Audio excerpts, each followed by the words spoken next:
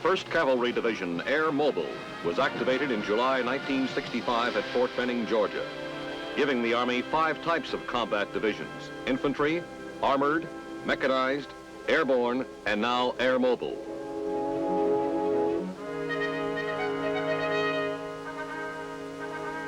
In September of 1965, the 1st Cavalry Division Air Mobile was deployed to Vietnam.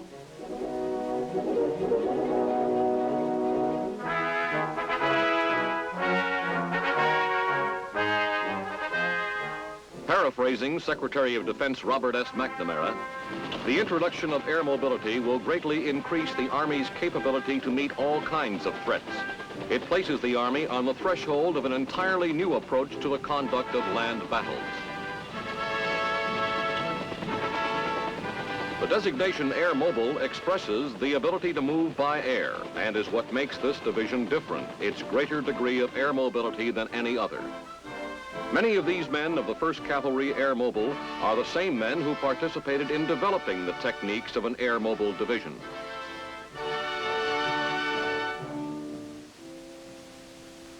When testing the concepts of air mobility, they were members of the 11th Air Assault Test Division and the 2nd Infantry Division. The last test in which they participated, and which proved that air mobility on a division scale was practicable, took place in the Carolina Maneuver Area in November of 1964. The Tactical Operations Center is the heart of the division's command and control capability. The tempo and great distances characteristic of air mobile operations demand flexible and continuous communication with fast-moving combat units. This results in a heavy reliance on voice radio for communications.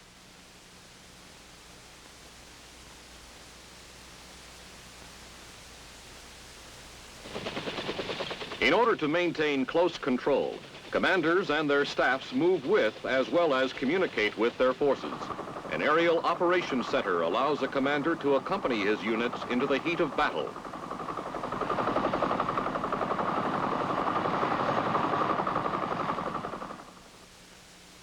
Although tactical air mobile units rely largely on voice radio for communications, scaled-down air-transportable radio teletype facilities are used for communications between the division and major subordinate elements.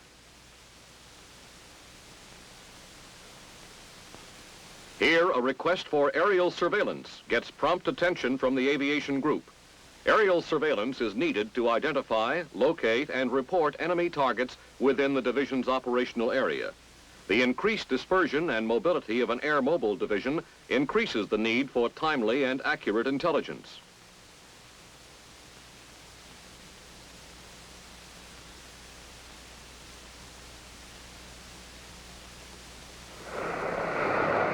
To produce that intelligence, the aviation group relies largely on visual and photographic acquisition of targets. Various Mohawks, however, are also equipped with side-looking airborne radar, with strobe units for night photography, and with infrared devices.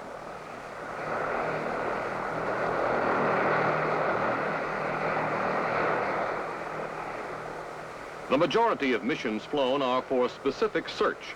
For example, to reconnoiter a particular area for suspected enemy missile sites.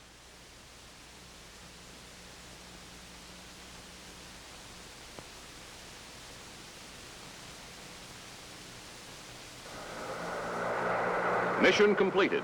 The Mohawk returns home with critical photographic information that will soon be available to headquarters.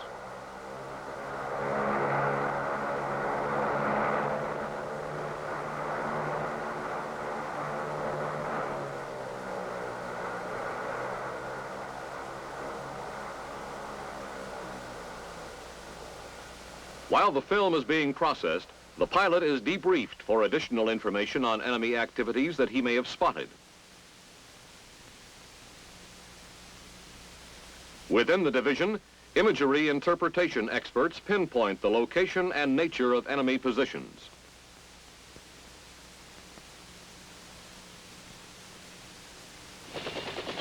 A second major intelligence capability of air mobile divisions, which is employed at battalion, brigade, and division levels, is the visual location of enemy movements.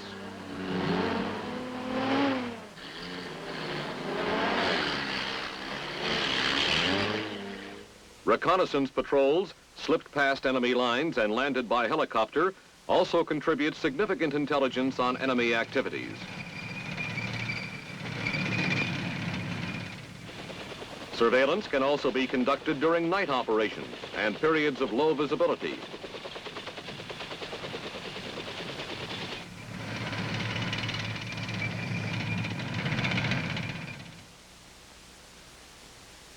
Weather service is usually furnished to the air mobile units by the Air Force, as directed by joint procedures.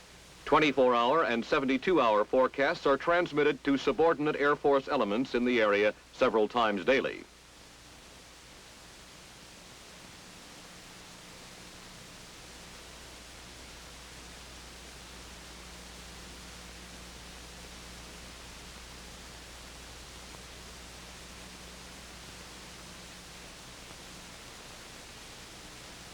These outlooks, together with local observations at Division Base, are incorporated into intelligence summaries provided the division staff 4 times daily. During instrument flight conditions, air traffic control elements provide en route navigation and regulation assistance around the clock. As with any division, the commander is responsible for proper use of his airspace, but with air mobile units, coordination becomes more demanding. The movements of helicopter formations and surveillance aircraft within the combat zone are planned by individual headquarters and by tactical operations centers. Guidance devices range from radar, landing point lights, panels emplaced by pathfinders, and radio communications. All these devices may be used in one hastily set up forward area, such as this helicopter refueling pad, where traffic, however brief, is assuredly heavy.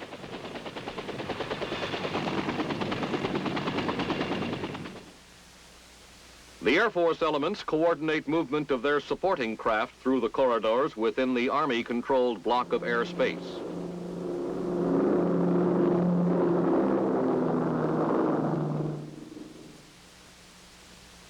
The tests show that Army air traffic regulation systems are sound, practicable, capable of moving large numbers of aircraft, and are compatible with other services.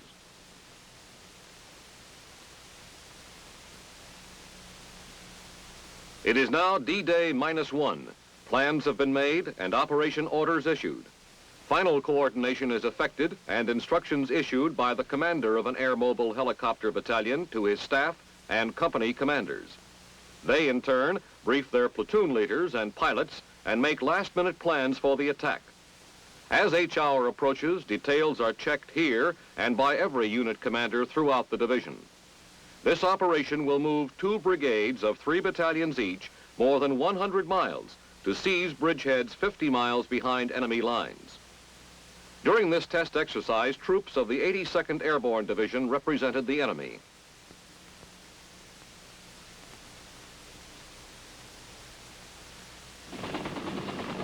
D-Day. Assault helicopters arrive in their pre-designated pickup zones. Troops are loaded, and within less than an hour they will be on their objectives, disrupting enemy supply and communications lines and closing his escape routes. We have seen that the Air Mobile Division has excellent capabilities for intelligence and control, 2 ingredients essential for success on the battlefield.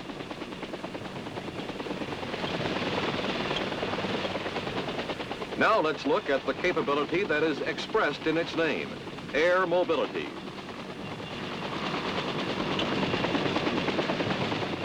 By using only its organic aircraft, the Air Mobile Division can airlift simultaneously 1/3 of its combat assault elements, giving it mobility unequaled by any other unit.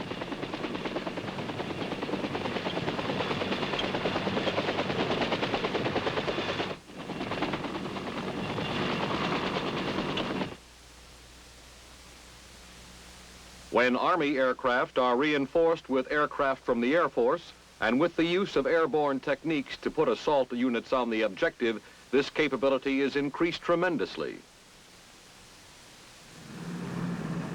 These varied mobility means are the distinctive features of air mobile units. Once on the objective, their mission is the same as any combat unit, to close with and destroy the enemy.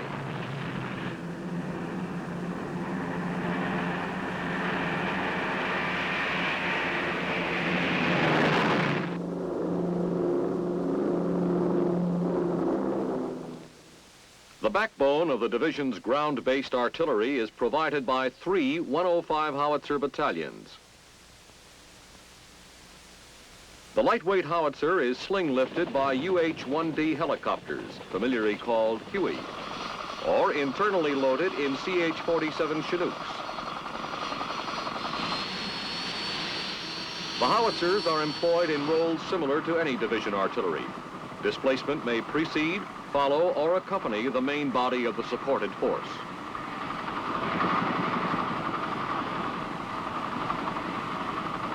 For placing suppressive fire close to the maneuver element, aerial rocket artillery provides a highly mobile capability. These helicopters, armed with 2.75-inch rockets, can deliver effective fire support with 300-foot ceilings and 1/2 mile visibility. They also assure readily available fire support when ground-based artillery is being displaced.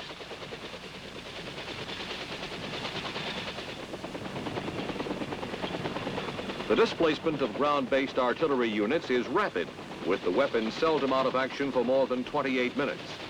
Pre-planned night displacement of artillery batteries, when supported by pathfinders, can be accomplished as well and as rapidly as during daylight. With this mobility, howitzer battalions are able to provide continuous fire support to supported brigades. While supporting fires soften up the objectives, protection for the troop columns en route is provided by armed helicopters of the aerial weapons companies.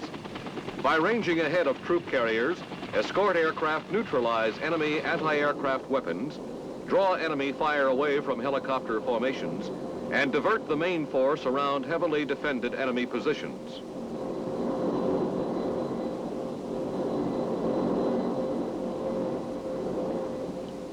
Original concern about the possible vulnerability of helicopter formations to ground fire has been eased by experience in Vietnam. The exposure time of helicopter formations is considerably reduced by the altitude and approach routes flown. The nap of the earth technique, flying only a few feet above treetops or behind tree lines, gives an enemy only seconds to react before the craft disappears from view. This same technique also makes detection of helicopter formations by high-performance aircraft extremely difficult. Tests have shown that the average formation can be heard only 32 seconds before it comes into sight and is in view only 50 seconds before touchdown. Within 35 to 80 seconds after touchdown, the last aircraft departs the area. Also, normal noise levels associated with combat units, especially armor, limit an enemy's ability to hear aircraft approaching. In one sense, however, exposure of helicopter formations can even be turned into an asset. An enemy hearing helicopters or observing apparent troop landings in several different directions has no way of knowing where the main force is without sending out patrols. He must fragment his unit to prepare for all eventualities. This capability for deception and surprise can be fully exploited during combat operations.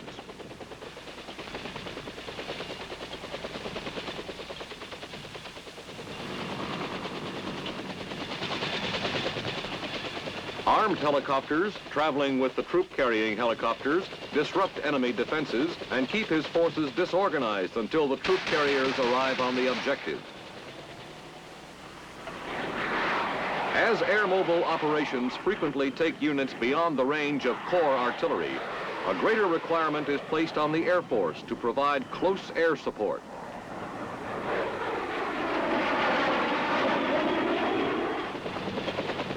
Only 40 minutes after liftoff, the lead infantry elements arrive to secure objectives behind enemy lines.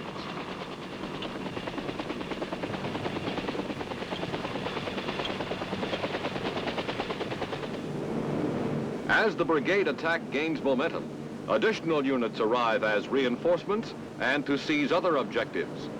The versatility of air mobile units is improved by their partial airborne capability, another effective means of delivering large numbers of troops on the objective. After the initial assault, helicopters are redistributed to air-landed and air-dropped units to increase their mobility. Terrain that prohibits aircraft landings is no barrier to air mobile troops. Infantry units can rappel into an otherwise inaccessible area to seize vital installations. And engineers can soon have a helipad operational. From the various landing zones, the units move quickly into concealment and then move out to seize objectives. Once on the ground, air mobile units still retain a mobility superior to other infantrymen. They can leave behind much equipment with the assurance that it can be delivered quickly when needed. Thus, unencumbered, air mobile units operate cross-country without depending on road nets. Conversely, small parties can throw up roadblocks which, backed up by suppressive aerial fires, will force enemy units off the roads. Tactical mobility is further enhanced by the ready availability of on-call helicopters to extricate and redeploy units.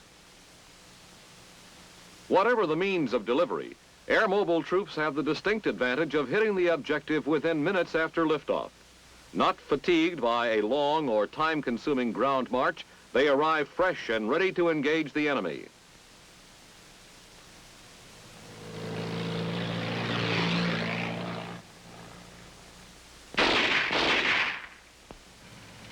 A counterattack by armored units or combined arms teams poses one of the most serious threats to air mobile units, which have dispensed with armor and heavy anti-tank weapons in favor of increased mobility.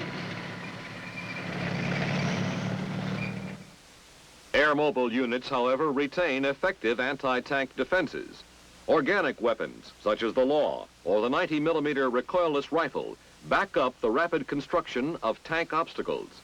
More importantly, bridges or crossings over natural obstacles, such as rivers, can be seized and destroyed by air mobile units, eliminating an enemy's attack or escape routes.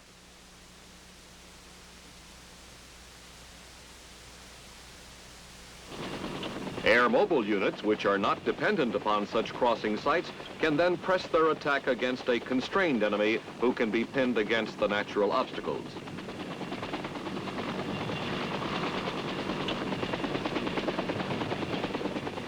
An additional anti-tank capability is provided by the air cavalry's effectiveness in locating and reporting potential threats by enemy armor. This, coupled with the quick response time of armed helicopters, usually allows the employment of aerial anti-tank weapons against the enemy tank columns before they close with air-mobile ground forces. Organic aerial anti-tank weapons, such as the SS-11 missile, which can penetrate any known enemy tank, provide a satisfactory screen for air mobile units against enemy armor.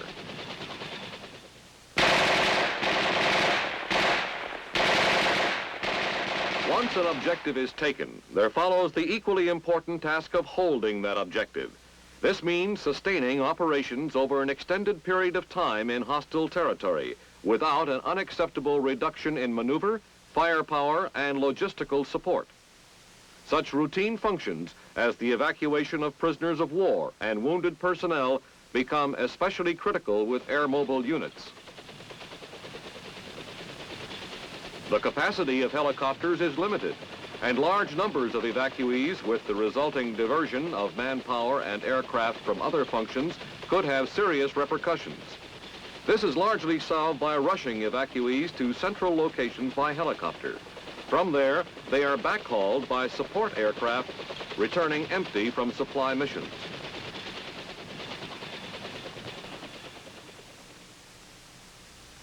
Sustained operations in hostile territory also demand adequate security of forward bases against enemy ground attack.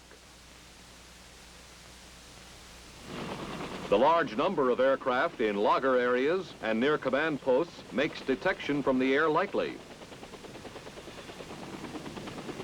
While air mobile techniques employ minimum ground security forces, they emphasize such passive measures as dispersion of aircraft and concealment of command posts. They also rely heavily on accurate intelligence and the speed with which on-call forces can redeploy to reinforce a base under attack.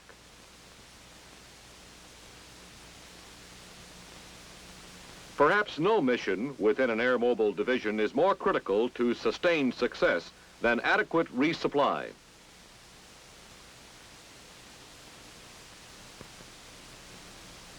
All supplies originate outside the division and are handled by a logistical command.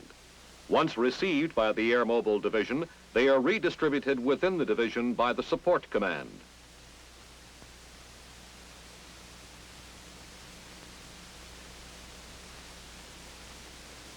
The control center determines where the inbound cargo is most urgently needed, and when the en route pilot calls in, he is diverted to that site.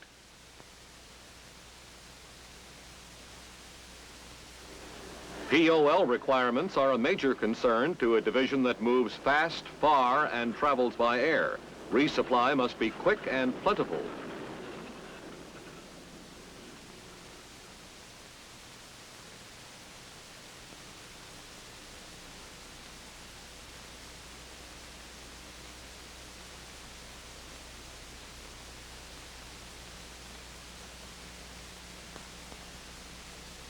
This 500-gallon rubber fuel container helps do the job. These drums can be carried by helicopters or pulled behind light vehicles over rough terrain. The ordinary challenges of resupply are further magnified in an air mobile division by the requirement for minimum stockages in forward areas. Air mobile units must travel light and cannot be burdened with supplies beyond their immediate needs. To cope with that problem, small mixed loads of supplies are tailored, pre-palletized, and coded to meet the expected requirements of specific tactical units. Also, supplies are put through directly to the using unit whenever possible to cut down on time and man hours.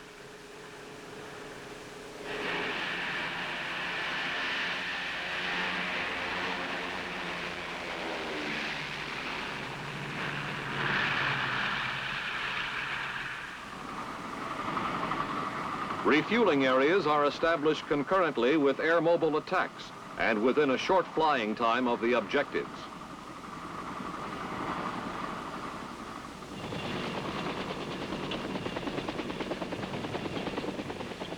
With this combination of coordination and mobility, a barren clearing in the woods is transformed within an hour's time into a din of activity as helicopters, which had just discharged combat troops on objectives, rush in to refuel and then stand by in logger areas for redeployment.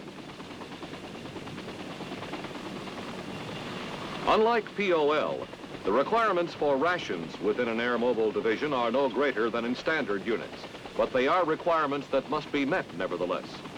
Both helicopters and organic ground vehicles are used to distribute rations to and within forward areas.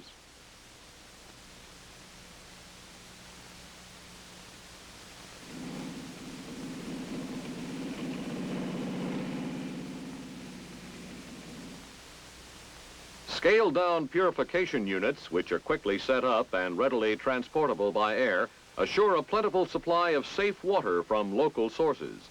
These lightweight lug-a-jugs are a non-standard item used by air mobile units.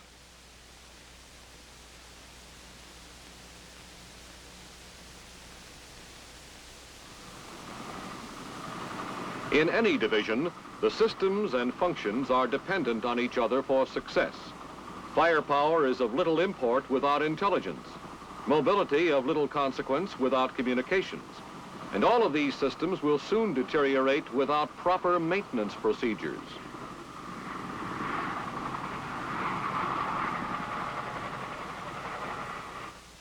The normal problems associated with aircraft maintenance become potential disasters for a unit requiring high utilization of large numbers of different types of aircraft. To cope with these problems, basic Army maintenance concepts have been modified for the Air Mobile Division. Aircraft maintenance skills at organizational level have been raised. On-the-spot repair and rapid parts resupply are emphasized. At organizational level, aircraft maintenance is limited to repairs that can be completed in no more than 4 hours.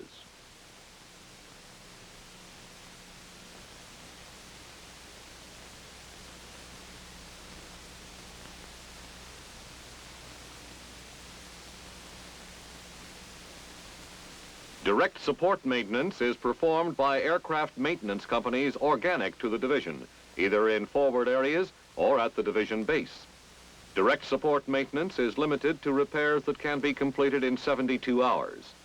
With comparable skills at all division levels, ability to do the job within the time required, not the nature of the maintenance, becomes the determining factor.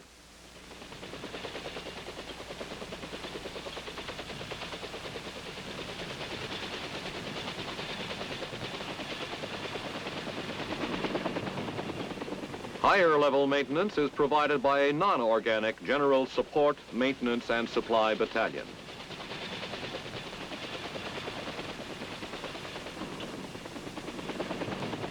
The air mobile concept has been proven in test.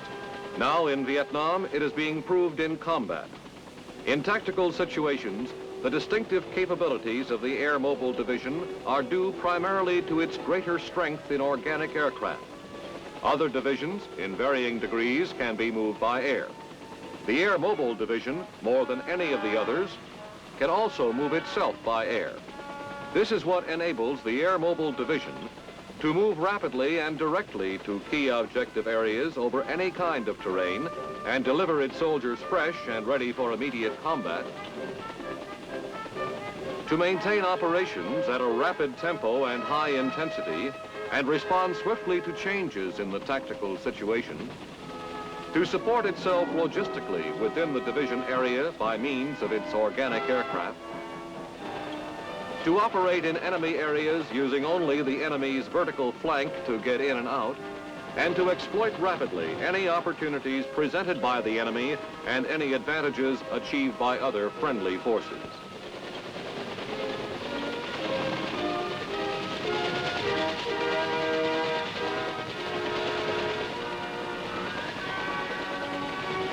These capabilities would be highly valued in any kind of land warfare.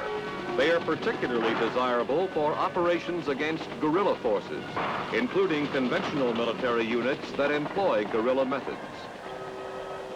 This is why the 1st Cavalry Division Air Mobile was deployed to South Vietnam soon after it was activated.